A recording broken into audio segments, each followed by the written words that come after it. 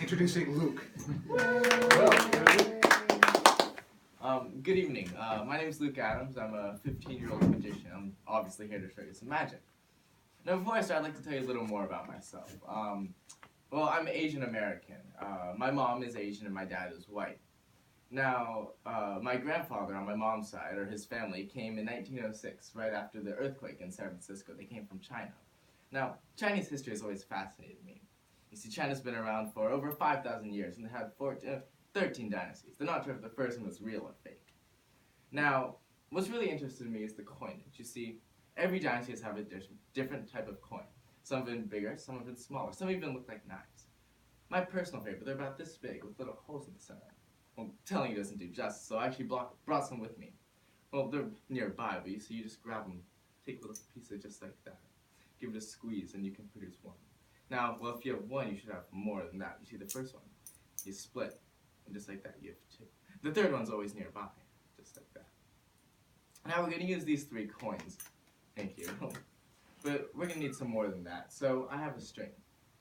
Now, this is a red silk string. I actually had this sent in all the way from China town, but still.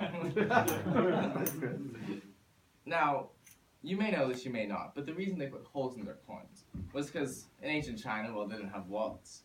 So instead they would take strings like this, and they'd put it through.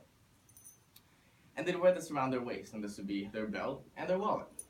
Now the reason they would do this is because as long as the coins stayed away from the edges, no one could get to it. Or so they thought. But you see, there were some robbers inside of Hands Artist who figured out how to pull it off. They'd give a little tug and a blow, and the first coin would melt right off. Now, 1 coin isn't a lot. 1 yuan is barely anything. Not even 13 cents to be exact. So, of course, they keep going. The second one, snap your fingers. It drops right off.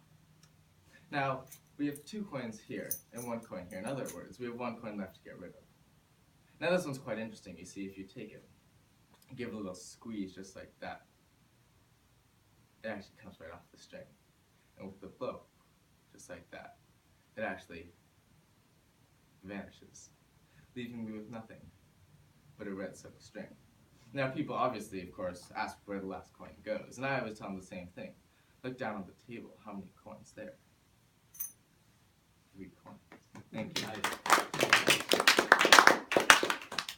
Now, whenever someone was robbed, well, you'd always be able to tell. Sometimes there'd be grimy fingerprints left on your wallet, or sometimes you'd even catch the robber in the act. But sometimes, the really good ones, they'd actually leave calling cards, much like this one. Nice. Now, if you can read Chinese, you'll know this says, "You've been cheated in a charming Chinese challenge."